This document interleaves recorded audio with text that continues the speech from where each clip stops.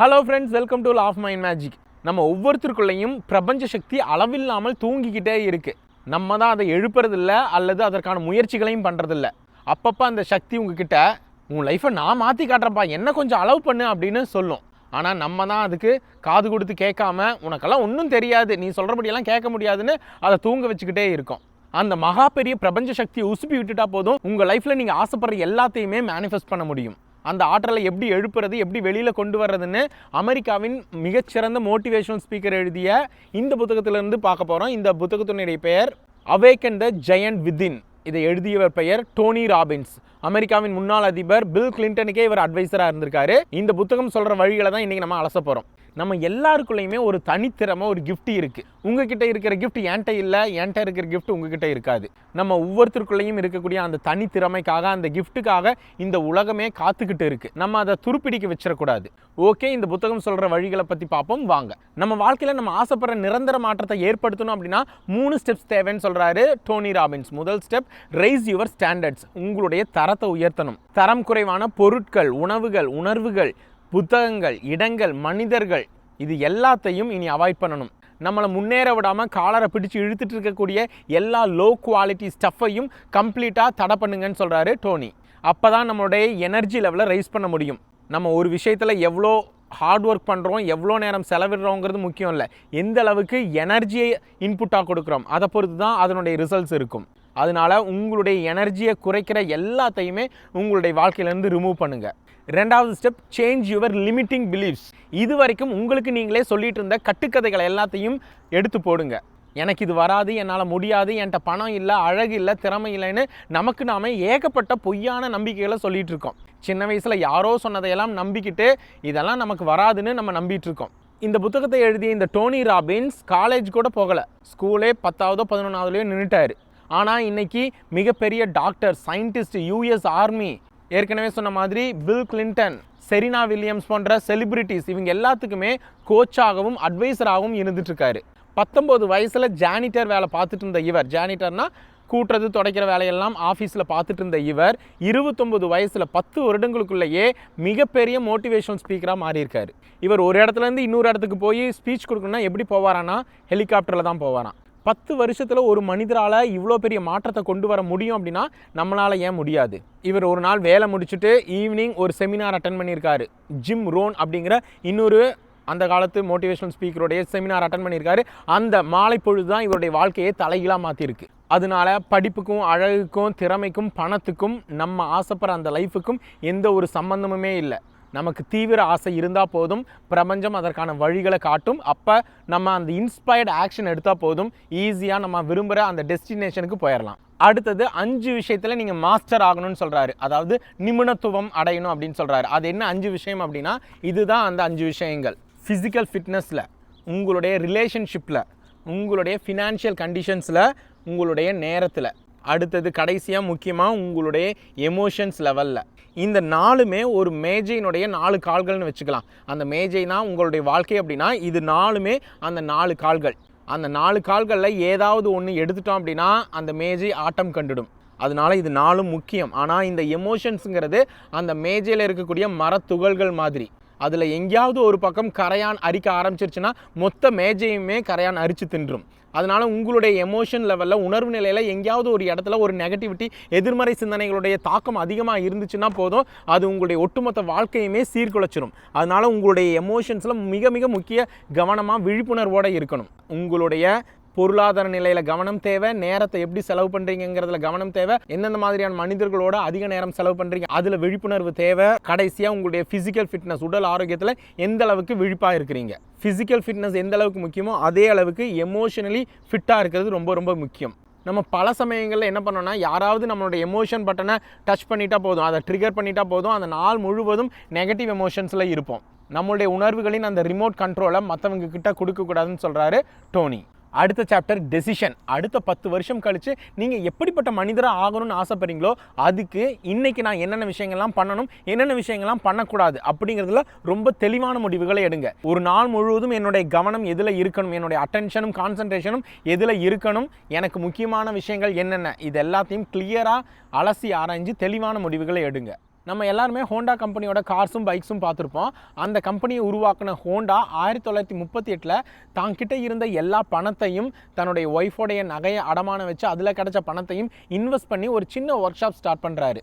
அவருடைய கனவு என்னென்னா என்ஜினில் இருக்கக்கூடிய பிஸ்டன் ரிங்ஸை தயார் பண்ணி டொயோட்டா கம்பெனிக்கு விற்கணும். அதுதான் அவருடைய ஆசை கனவு எல்லாம். 2 வருஷமாக கடுமையாக உழைச்சி பிஸ்டன் ரிங்ஸை ரெடி பண்ணி டொயோட்டா கம்பெனி கொண்டு போய் கொடுத்தா அதை ரிஜெக்ட் பண்ணுறாங்க. உங்களுடைய பிஸ்டன் ரிங்ஸ் எங்களுடைய ஸ்டாண்டர்ட்ஸுக்கு எங்களுடைய தரத்துக்கு இல்லைன்னு சொல்லி ரிஜெக்ட் பண்ணிடுறாங்க. மறுபடியும் மீண்டும் ஒரு 2 வருஷம் ஏகப்பட்ட ரீடிசைன் பண்ணி அந்த பிஸ்டன் ரிங்ஸை மாடிஃபை பண்ணி ஒரு வழியாக அவருடைய அந்த பிஸ்டன் ரிங்ஸ் அக்செப்ட் பண்ணப்படுது. டொயோட்டா கம்பெனிக்கு அவருடைய ப்ராடக்ட் பிடிச்சிருச்சு. ஆனால் அவ்வளோ பெரிய கம்பெனிக்கு சப்ளை பண்ணால் சின்ன ஒர்க் ஷாப் பத்தாது, பெரிய ஃபேக்ட்ரி வேணுமே. ஃபேக்ட்ரி கட்டலான்னு முடிவு பண்ணும்போது ஜப்பானிய அரசு ஒரு தடை போடுது. அங்கெல்லாம் அந்த சமயத்தில் ஜப்பான் தான் மக்களுக்கு கான்கிரீட் வழங்கும் போல். போர் ஆரம்பிக்க போகுது, இனிமேல் யாருக்குமே கான்கிரீட் தரப்படாது அப்படின்னு ஒரு உத்தரவு. சாமி வரம் கொடுத்தாலும் பூசாரி தராத கதையா இவருடைய கனவுல சின்னது ஒரு பிரேக். இவரும் இவருடைய டீமும் சேர்ந்து அவருடைய ஃபேக்ட்ரியை கட்டுவதற்கான கான்கிரீட்டை அவங்களே தயார் பண்ணி ஃபேக்ட்ரியை கட்டுறாங்க. ஃபேக்ட்ரி கட்டி முடித்து மிஷின்லாம் வச்சு ஓரளவு ஓடிட்டு இருக்கும் பொழுது போரும் ஆரம்பிச்சிருச்சு. இவருடைய ஃபேக்ட்ரி மேலே 2 முறை வெடிகுண்டு விழுகுது. முக்கியமான மெஷினரிஸ் எல்லாம் சேதமடையுது. அதெல்லாம் சமாளித்து ஒரு வழியாக எழுந்து வரும் பொழுது ஒரு மிகப்பெரிய நிலநடுக்கத்தினால அந்த ஃபேக்ட்ரியே தரமட்டம் ஆகுது. உப்பு விற்க போனால் மழை பெய்யுது, மாவு விற்க போனால் காத்தடிக்குதுங்கிற மாதிரி ஐயா என்னால் முடியலன்னு கடைசியாக ஒரு வழியாக அந்த பிஸ்டன் ரிங்கோட டிசைனையும் அந்த காப்பிரைட்ஸ் எல்லாத்தையுமே டொயோட்டா கம்பெனிக்கு செல் பண்ணிடுறாரு. போர் முடிஞ்சிருது. அதுக்கப்புறம் மக்கள் யாருக்குமே பெட்ரோல் இல்லை கார் யூஸ் பண்ணுறதுக்கு. எல்லாரும் நடந்து போயும் சைக்கிளில் போயும் தான் பொருட்கள் வாங்க வேண்டியிருக்கு. ஹோண்டாவும் அப்படி தான் போயிட்டு இருந்திருக்காரு. அவர் தன்னுடைய சைக்கிளில் சின்னதொரு மோட்டாரை ஃபிக்ஸ் பண்ணி யூஸ் பண்ணிட்டு இருந்திருக்காரு அந்த சைக்கிளை. அதை பார்த்தா அந்த ஏரியா மக்கள் எல்லாம் எங்களுக்கும் அந்த மாதிரி ஒரு மோட்டார் ஃபிக்ஸ் பண்ணி கொடுன்னு சொல்ல தான்கிட்ட இருந்த எல்லா ஸ்பேர் பார்ட்ஸையும் வச்சு அவங்களுக்கெல்லாம் மோட்டார்ஸ் ரெடி பண்ணி கொடுக்குறாரு. அப்போ அவருக்கு இன்னொரு ஐடியா தோணுது, இதையே பெரிய லெவலில் பண்ணால் என்ன அப்படின்னு சொல்லி ஜப்பானில் இருக்கக்கூடிய 18,000 சைக்கிள் ஓனர்ஸுக்கு லெட்டர் எழுதுகிறாரு. கொஞ்சம் பண உதவி பண்ணுங்கள், உங்களுடைய சைக்கிள் எல்லாத்தையுமே மோட்டார் சைக்கிளாக மாற்றி கொடுக்குறேன் அப்படின்னு சொல்லி உதவி கேட்குறாரு. ஓரளவு பணமும் கிடைக்குது. அதை வச்சு ஒரு மேனுஃபேக்சரிங் பிளான்ட் ஸ்டார்ட் பண்ணுறாரு. சைக்கிள்ஸ் எல்லாத்தையும் மோட்டார் பைக்ஸாக மாற்றுறாரு. அமெரிக்காவிலையும் யூரோப்லையும் கார் தான் ஃபேமஸ். இவருடைய மோட்டார் பைக்ஸ் ஏற்றுமதி பண்ணப்படுது. அப்போ அங்கெல்லாம் ஹிட் ஆகுது இவருடைய மோட்டார் பைக்ஸ். பைக் இண்டஸ்ட்ரியில் பெரிய சாதனை புரிஞ்சதுக்கப்புறம் கார் மேனுஃபேக்சரிங் ஸ்டார்ட் பண்ணுறது. Rest is history. ஹோண்டா தன்னுடைய வாழ்க்கையில் எந்த ஒரு பிரச்சனையும் தன்னுடைய முன்னேற்றத்தை தடுக்க விட மாட்டேன்னு அந்த முடிவில் உறுதியாக இருந்தார். அரசு அந்த கான்கிரீட்டின் மீது போட்ட தடை, வெடிகுண்டு, நிலநடுக்கம், இது எதுவுமே அவருடைய கனவை அடையிறதுலேருந்து தடுக்கலை. அதனால டெசிஷன் எடுத்தால் மட்டும் பார்த்தாதான் அந்த டெசிஷனில் கமிட்டடாக இருக்கணும். என்னோட கடைசி மூச்சு வரைக்கும் அந்த வெற்றியை நோக்கி நான் விரும்புகிற இலக்கை நோக்கி ஓடிக்கிட்டே இருப்பேன். வெற்றி தோல்விங்கிறது 2ஆம் பட்சம். அதனால் உங்களுடைய முடிவில் உறுதியாக இருங்க. தெய்வத்தான் ஆகாதெனினும் முயற்சி தான் மெய்வருத்த கூலி தரும். அடுத்த சாப்டரில் பெயின் வெர்சஸ் ப்ளஷர் இதை டிஸ்கஸ் பண்ணுறாரு. நம்ம எல்லாருமே பெயினை அவாய்ட் பண்ணுறதுக்கும் ப்ளஷரை கெயின் பண்ணுறதுக்கும் தான் ஒவ்வொரு விஷயத்தையும் பண்ணுறோம். ஒரு விஷயம் நமக்கு வலியை தரும் அப்படின்னா அதை கம்ப்ளீட்டாக அவாய்ட் பண்ண தான் நம்ம நினைப்போம். உங்களுடைய பெயின் ப்ளஷர் ரெண்டையுமே உங்களுடைய கனவோட முடிச்சு போடுங்க. அப்போ உங்களுடைய வலி கூட உங்களுடைய கனவை நனவாக்குவதற்கான வழிகளை தர்றதுக்கு நண்பனாக மாறும் அப்படின்னு சொல்கிறாரு. எந்த ப்ராப்ளம் வந்தாலும் இதுவும் கடந்து போகும்னு தொடர்ந்து முன்னேறி போய்கிட்டே இருங்க. நம்ம எல்லாருமே வாழ்க்கைங்கிற ஆறில் குதிச்சிட்டோம். நீச்சல் அடித்து நம்ம விரும்புகிற இடத்த போய் சேர்றதும் இல்லை, ஆறு போகிற போக்கிலே போகட்டும் அப்படின்னு அந்த நீரோட்டத்திலேயே போய் மூழ்கி போகிறதும் நம்மளுடைய கையில் தான் இருக்குது. அடுத்தது ஒரு லிஸ்ட் ரெடி பண்ண சொல்கிறாரு. 25 விஷயங்கள் அடங்கிய ஒரு பட்டியலை எழுத சொல்கிறாரு. முதல்லையே நம்ம பார்த்தோம், உங்களுடைய உணர்வு நிலையில் ரொம்ப கவனமாக இருக்கணும்னு. எப்பப்பெல்லாம் நீங்கள் எதிர்மறை சிந்தனையிலேருந்து நேர்மறைக்கு போகணும்னு விருப்பப்படுறீங்களோ அப்போ இந்த 25 விஷயங்கள் அடங்கிய பட்டியல் உங்களுக்கு பயனுள்ள விதத்தில் இருக்கும். நல்லா உட்காந்து யோசித்து பார்த்து எந்தெந்த விஷயங்கள்லாம் நான் பண்ணால் என்னுடைய மனதுக்கு இதமாக இருக்கும், நெகட்டிவ்லேருந்து பாசிட்டிவ் ஸ்டேட்டுக்கு இம்மீடியட்டாக என்னால் ஷிஃப்ட் ஆக முடியும் அப்படிங்கிறத யோசித்து எழுதுங்க. உதாரணத்துக்கு, என்னுடைய செல்ல பிராணி கூட நான் டைம் ஸ்பெண்ட் பண்ணால் நான் நல்ல விதமாக உணர்வேன். பாட்டு கேட்டால், இல்லை பாட்டு பாடினா, பிரியாணி சாப்பிட்டா, மெடிடேஷன் பண்ணா, கோவிலுக்கு போனா, இல்லை குத்துப்பாட்டு போட்டு தனியாக ஒரு ரூமில் ஆட்டம் போட்டா, ஆற்றுல குளத்தில் ஸ்விம்மிங் பண்ணா, ரொம்ப தூரம் ட்ராவல் பண்ணா, ஃப்ரெண்டு கூட சினிமாவுக்கு போனா, தூங்குனா, இல்லை புக்ஸ் படித்தா, இப்படி ட்ரக்ஸ் ஆல்கஹால் இல்லாமல் உங்களால் எப்படி நெகட்டிவ்லேருந்து பாசிட்டிவ் ஸ்டேட்டுக்கு போக முடியும் அந்தந்த வழிகள்லாம் எழுதி அந்த பட்டியலை எப்பொழுதும் உங்கள் கூட வச்சுக்க சொல்கிறாரு. எப்பப்பெல்லாம் உங்களை யாராவது எமோஷனலி ட்ரிகர் பண்ணிடுறாங்களோ, இல்லை நீங்களே எதிர்மறையான சூழ்நிலையில் போயிடுறீங்களோ, அப்போ இந்த லிஸ்ட்டை எடுத்து பார்த்து அந்த சமயத்தில் இந்த லிஸ்ட்டில் எது உங்களால் பண்ண முடியும் அப்படிங்கிறத உடனடியாக பண்ணி உங்களுடைய எமோஷனல் ஸ்டேட்டை நெகட்டிவ்லேருந்து பாசிட்டிவ்க்கு மாற்றுங்க. அப்படி மாற்றலைன்னா அந்த நீரோட்டத்தில் மூழ்கி போயிடுவோம் அப்படின்னு சொல்கிறாரு. நம்ம ஆசைப்படுற விஷயத்தை மேனிஃபெஸ்ட் பண்ணுற அந்த வழியில் மிகப்பெரிய ஒரு அப்டக்கிளை தடையை கொண்டு வந்துடும். அவர் சொல்கிறாரு, if you don't have a plan for pleasure you will have pain. உங்களுடைய வாழ்க்கையில் சந்தோஷமாக இருக்கிறதுக்கான வழிகள் உங்ககிட்ட தயாராக இல்லை அப்படின்னா இந்த வாழ்க்கை வலி மேலே வலியை கொடுத்துக்கிட்டே தான் இருக்கும். அதனால இன்றைக்கி உட்காந்து அந்த 25 விஷயங்கள், குறைந்தது 25, அதுக்கு மேலேயும் போகலாம், அப்படி ஒரு லிஸ்ட்டை ரெடி பண்ணிக்கோங்க. இது ரொம்ப எஃபெக்டிவாக ரொம்ப யூஸ்ஃபுல்லாக இருக்கும். அடுத்தது 4 விதமான கோல்ஸ் நமக்கு வேணும்னு சொல்கிறாரு டோனி. ஏன்னா இலக்கு இல்லாத படகு கடல்லையே தான் மிதந்துட்டு இருக்கும். முதல், பர்சனல் டெவலப்மெண்ட் கோல்ஸ். நீங்கள் எந்தெந்த மாதிரியான விஷயங்கள்லாம் கற்றுக்கணும்னு ஆசைப்பட்றீங்க? ஒரு மொழியை கற்றுக்கணுமா, இல்லை கிட்டார், இல்லை ஏஐ, எவ்வளோ வெயிட் லாஸ் பண்ணணும்னு ஆசைப்பட்றீங்க, என்னென்ன பண்புகள் எல்லாத்தையும் உங்களுக்குள்ளே வளர்த்துக்கணும்னு ஆசைப்பட்றீங்க, இது எல்லாத்தையும் பர்சனல் டெவலப்மெண்ட் கோல்ஸில் எழுதுங்க. ரெண்டாவது, கரியர், பிஸ்னஸ் அல்லது எக்கனாமிக் கோல்ஸ்ன்னு சொல்கிறாரு. 2026 முடியும் பொழுது உங்களுடைய பேங்க் அக்கௌண்ட்டில் எவ்வளோ பணம் இருக்கணும்னு ஆசைப்பட்றீங்க, உங்களுடைய பிஸ்னஸ் எந்த அளவுக்கு க்ரோ ஆகணும்னு நினைக்கிறீங்க, இல்லை ஜாப் லேடரில் எந்த பொசிஷனில் இருக்கணும்னு ஆசைப்பட்றீங்க, இது எல்லாம் செகண்ட் கேட்டகரியில் எழுதுங்க. மூன்றாவது, டாய்ஸ் ஆர் அட்வென்ச்சரஸ் கோல்ஸ். நீங்கள் எந்தெந்த நாட்டுக்கெல்லாம் சுற்றி பார்க்கணுன்னு ஆசைப்பட்றீங்க, இல்லை எந்த மாதிரியான ஸ்போர்ட்ஸ் கார் வாங்கணும்னு ஆசைப்பட்றீங்க, ஹெலிகாப்டர் வாங்கணுமா, இல்லை ப்ரைவேட் ஜெட் வாங்கணுமா, இல்லை ஒலிம்பிக் டார்ச் எடுத்துகிட்டு ஓடணுமா, இப்படி உங்களுக்கு ஃபன் தரக்கூடிய விஷயங்கள் எல்லாத்தையும் 3வது கேட்டகரியில் எழுதுங்க. 4வது, கான்ட்ரிபியூஷன் கோல்ஸ். இந்த உலகத்துக்கும் மனித குலத்துக்கும் நீங்கள் என்ன கொடுக்கணும்னு விரும்புகிறீங்க? வீடு இல்லாதவங்களுக்கு வீடு கட்டி தரணும், இல்லை சிறையில் இருக்கிறவங்களையும் மருத்துவமனையில் இருக்கிறவங்களையும் மாதம் ஒரு முறை விசிட் பண்ணி அவங்களுக்கு தேவையான நம்பிக்கைகளையும் ஆறுதலையும் கொடுக்கணும். இயற்கையை பாதுகாக்கிறதுக்கு ஏதாவது ஒரு சின்ன ஸ்டெப், மரம் நடுறது, இந்த மாதிரி. இது எல்லாத்தையுமே கடைசி கேட்டகரியில் மனித குலத்துக்கு என்னால் என்ன பண்ண முடியும், என்ன கொடுக்க முடியும்னு எழுதுங்க. இப்படி 4 கேட்டகரியிலேருந்தும் ஒவ்வொரு கோலை ஒரு வருஷத்துக்கு ஒன்றுன்னு எடுத்துக்கோங்க. அந்த கோலை அடைவதற்கான வழிகளில் இறங்க பிரபஞ்சம் உங்களுக்கு துணையாக இருந்து அந்த கனவுகளை நனவாக்குவதற்கு தேவையான எல்லா ஆற்றலையும் வழிகளையும் மனிதர்களையும் பொருட்களையும் உங்ககிட்ட கொண்டு வந்து சேர்க்கும். அந்த கனவுகளை எப்படி நனவாக்கலாம்னா, எல்லாரையும் போல் இவரும் மனக்காட்சி பயிற்சி, விஷுவலைசேஷனை தான் ரெக்கமெண்ட் பண்ணுறாரு. ஒரு நாளைக்கு குறைந்தது 2 முறை உங்களுடைய கனவுகள் அனைத்தையும் நனவான மாதிரி விஷுவலைஸ் பண்ணி பார்க்கணும். கம்ப்ளீட்டாக எமோஷனலி ஃபிசிக்கலி அந்த ரியாலிட்டிக்கு நீங்கள் மூவ் ஆகணும். இவர் தினமும் காலையில் பண்ணக்கூடிய ஒரு விஷயம் ப்ரைமிங். 10 நிமிட வேலை பண்ணுறாரு.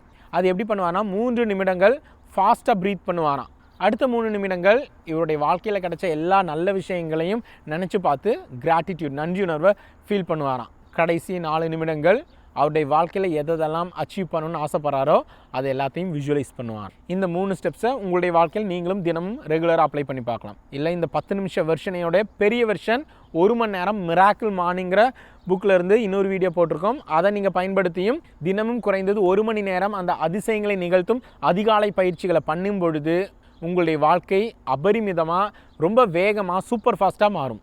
நீங்கள் ஆசைப்படுற அந்த டைரெக்ஷனில் மூவ் ஆகும். கடைசியாக இவர் வலியுறுத்துகிற பழக்கம் புத்தகம் வாசித்தல். Leaders are readers. இவருடைய குரு இவருக்கு சொன்ன ஒரே ஒரு விஷயம், நீ தினமும் ஒரு வேளை சாப்பாடை கூட மிஸ் பண்ணலாம், ஆனால் புத்தகம் படிக்கிறத ஒரு நாளும் ஸ்கிப் பண்ணவே கூடாது. செவிக்குணவு இல்லாத பொழுது சிறிது வயிற்றுக்கும் ஈயப்படும். Secrets are wrapped in the books அப்படின்னு சொல்லுவாங்க. அதாவது இந்த பிரபஞ்சத்தின் ரகசியங்கள் புத்தகங்களில் மறைத்து வைக்கப்பட்டுள்ளன. உங்களுடைய பிரச்சனைகளை தீர்ப்பதற்கான வழிகளும் உங்களுடைய கேள்விகளுக்கான பதில்களும் ஏதோ ஒரு புத்தகத்தில் கண்டிப்பாக இருக்கும். அதனால் தொடர்ந்து புத்தகம் வாசிக்கிற பழக்கத்தை நீங்கள் அதிகமாக்குங்க. நம்ம ஷாப்பிங் ஆப்ஸில் எவ்வளோ பணம் செலவு பண்ணுறோம், இல்லை ஃபுட் டெலிவரி ஆப்ஸில் எவ்வளோ பணம் செலவு பண்ணுறோம். ஒரு சட்டை எடுத்தால் குறைந்தது 500 ரூபாய்க்காவது எடுப்போம். ஒரு 10 சட்டை எடுத்தால் 5000 ரூபா. ஆனால் ஒரு புத்தகத்தோடைய விலை 200-300 ரூபாய் தான் இருக்கும். புத்தகத்தில் உங்களுடைய பணத்தையும் நேரத்தையும் இன்வெஸ்ட் பண்ணுங்கள். உங்களுடைய வாழ்க்கையில் புத்தகங்களை நண்பனாக்கிக்கோங்க. அந்த நண்பன் உங்களுடைய வாழ்க்கையில் மிகப்பெரிய மாற்றத்தை ஏற்படுத்தும். உங்களுக்கு புத்தகங்கள் படிக்க முடியலன்னா ரிலீஜியஸ் ஸ்கிரிப்சர்ஸ் படிக்கலாம். பகவத்கீதை, பைபிள், குரான் எல்லாத்துலேயுமே இந்த பிரபஞ்சத்தின் ரகசியங்கள் அடங்கி இருக்குது. நம்ம அஃபர்மேஷன்ஸை 2 விதமாக பயன்படுத்தலாம். I am rich, I am millionaire, இந்த மாதிரி. இன்னொரு விதம் ஒரு எக்ஸ்பர்ட் சொன்னது, I am open to money making ideas. அதாவது பணத்தை உருவாக்குவதற்கான வழிகளுக்கு நான் திறந்த மனதோடு இருக்கிறேன். எல்லா பெரிய பெரிய கம்பெனிஸும் டாப் பிராண்ட்ஸும் பணத்தை இன்வெஸ்ட் பண்ணி அந்த நிலைக்கு போகலை. பணத்தை கடன் வாங்கி ஐடியாஸில் இன்வெஸ்ட் பண்ணி தான் பெரிய லெவலில் முன்னேறி இருக்காங்க. அதனால் நம்மளுடைய வாழ்க்கையை மாற்றுறதுக்கு ஒரே ஒரு ஐடியா போதும். $1 மில்லியன் ஐடியா உங்களுக்கு கிடச்சிருச்சுன்னா அது உங்களுடைய வாழ்க்கையில் நீங்கள் ஆசைப்படுற அந்த செல்வ செழிப்பை கொண்டு வந்து சேர்க்கும். அதனால் அஃபர்மேஷனை ஐ ஆம் அ மில்லினியர், ஐ ஆம் ரிச் அப்படி சொல்கிறதுக்கு பதிலாக கொஞ்ச நாள் I am open to money making ஐடியாஸ்ன்னு சொல்லி பாருங்கள். பணத்தை உருவாக்குவதற்கான வழிகளை இந்த பிரபஞ்சம் எனக்கு காட்டுவதற்காக நன்றி. லட்சத்தில் ஒருத்தர் இல்லை 10 பேருக்கு தான் லாட்ரியில் பணம் கிடச்சி பணக்காரர்கள் ஆகியிருக்காங்க. மீதி எல்லா செல்வந்தர்களுமே தன்னுடைய ஐடியாஸின் மேலே நம்பிக்கை வச்சு தான் செல்வந்தர்கள் ஆகியிருக்காங்க. அதனால் அந்த மிகச்சிறந்த உங்களுடைய வாழ்க்கையை மாற்றக்கூடிய அந்த ஐடியாவுக்காக, அந்த பிளானுக்காக பிரபஞ்சத்திட்ட கேளுங்க. அந்த ஞானம் மட்டும் கிடச்சிட்டா போதும், நம்ம விரும்புகிற எல்லாத்தையுமே அடைஞ்சிடலாம். ஜே.கே. ரவுலிங்னு ஒரு பெண், கையில் சுத்தமாக காசு இல்லை, கை குழந்தை, புருஷன் விட்டுட்டு போயாச்சு, என்ன பண்ணுறதுன்னு தெரியல. அவங்களுக்கு தெரிஞ்சது ஒன்று கதை எழுத தான் தெரியும். காஃபி ஷாப்பில் போய் உட்காந்து ஒரே ஒரு காஃபியை வாங்கி ஒரு நாள் முழுவதும் உட்காந்து கதை எழுதிக்கிட்டே இருக்காங்க. அந்த கதையை யாருமே பப்ளிஷ் பண்ண முன் வரலை. ஆனால் ஒரு பதிப்பகத்தில் வேலை பார்க்குற ஒருத்தட்ட இவங்களுடைய ஸ்கிரிப்ட்ஸ் போகுது. அந்த ஸ்கிரிப்ட்ஸை படித்து பார்த்து அந்த கதைகளை எல்லாம் தன்னுடைய குழந்தைக்கு சொல்லி காட்டுறாரு அவர். அந்த குழந்தையின் முகத்தில் அவ்வளோ ஒரு ஆனந்தம், எக்ஸைட்மெண்ட். கண்டிப்பாக இந்த கதைகளை புக்காக போட்டால் பெரிய ஹிட் ஆகும்னு தன்னுடைய முதலாளிக்கு ரெக்கமெண்ட் பண்ணுறாரு. புக்ஸ் வெளியில் ஆகுது, மிகப்பெரிய ஹிட். ஹாரி பாட்டர் கதைகள், அந்த கதைகளை படமாக்குறாங்க, ஹாரி பாட்டர் மூவிஸ் எடுக்கிறாங்க. அந்த மூவிஸும் கோடிக்கணக்கில் பணத்தை அள்ளி கொடுக்குது ஜே.கே. ரவுலிங்க்கு. அதனால நம்மளுடைய வாழ்க்கையை மாற்றுவதற்கு சிறந்த திட்டங்களும் சிறந்த வழிகளும் தான் தேவை. பிரச்சனைகளுக்கு தீர்ப்பதற்கான அந்த ஞானம் இருந்தால் போதும், பணத்தை அள்ளி கொட்டி கொடுப்பதற்கு இந்த உலகம் தயாராக இருக்குது. இந்த உலகத்தில் ஏகப்பட்ட பிரச்சனைகள், தீர்க்க முடியாத பிரச்சனைகள் கொட்டி கிடக்கு. தேவை நம்மளுடைய கவனமும் அதை தீர்ப்பதற்கு அந்த வழிமுறைகளும் பிரபஞ்சத்துக்கிட்ட இருந்து. இது கிடச்சிட்டா போதும், நீங்களும் மில்லினியர் ஆயிடலாம். அவேக்கன் த ஜெயின் வித்தின் இந்த புத்தகத்திலேருந்து இன்றைக்கி நம்ம பார்த்த விஷயங்களுடைய குயிக் ரீகேப்பை பார்த்தலாம். உங்களுடைய வாழ்க்கையில் நிரந்தர மாற்றம் ஏற்படுத்தணும் அப்படின்னா 3 ஸ்டெப்ஸ் எடுக்கணும். உங்களுடைய வாழ்க்கையின் தரத்தை உயர்த்துங்க. தரம் குறைந்த எல்லா விஷயங்களையும் தடை விதிங்க. உங்களுடைய ஆழ்மனதில் பதிந்திருக்கக்கூடிய எல்லா எதிர்மறை எண்ணங்களையும் ரிமூவ் பண்ணுங்கள். 3வது 5 விஷயங்களில் மாஸ்டர் ஆகணும். Physical, financial, time, relationship, emotional. அடுத்தது டெசிஷன்ஸ் எடுங்க. உங்களுடைய வாழ்க்கையில் எந்த நிலையை அடையணும்னு இன்றைக்கி நீங்கள் முடிவு பண்ணுங்கள். டெசிஷன் எடுக்கிறதோடு நிறுத்திடாமல் அதில் கமிட்டடாக இருங்க. உங்களுடைய எமோஷன்ஸை நெகட்டிவ்லேருந்து பாசிட்டிவாக மாற்றக்கூடிய அந்த பட்டியல், 25 விஷயங்கள் அடங்கிய பட்டியலை ரெடி பண்ணி வச்சுக்கோங்க. அடுத்தது 4 கேட்டகரிஸில் எந்தெந்த மாதிரி விஷயங்களை அச்சீவ் பண்ணணும். Personal goals, career goals, toys or adventurous goals, contribution goals. இது எல்லாத்தையும் எழுதி வச்சுக்கோங்க. தினமும் அதெல்லாம் அடைஞ்ச மாதிரி மனக்காட்சி பயிற்சி பண்ணுங்கள். வருஷத்துக்கு ஒரே ஒரு கோல் எடுத்து அதை நனவாக்குவதற்கான முயற்சிகளில் இறங்குங்க. தினமும் அதிசயங்களை நிகழ்த்தும் அதிகாலை பயிற்சிகளை பண்ணுங்கள். கடைசியாக புத்தகம் வாசிங்க. புத்தகங்களை உங்களுடைய நண்பனாக்கி கொள்ளுங்க. உங்களுடைய வாழ்வை மாற்றுவதற்கான அந்த ஞானத்துக்காக ஏங்கி நில்லுங்க. இந்த விஷயங்கள் எல்லாத்தையும் நீங்கள் தொடர்ந்து ரெகுலராக பண்ணும் பொழுது உங்களுடைய வாழ்க்கை கம்ப்ளீட்டாக ஷிஃப்ட் ஆகும்.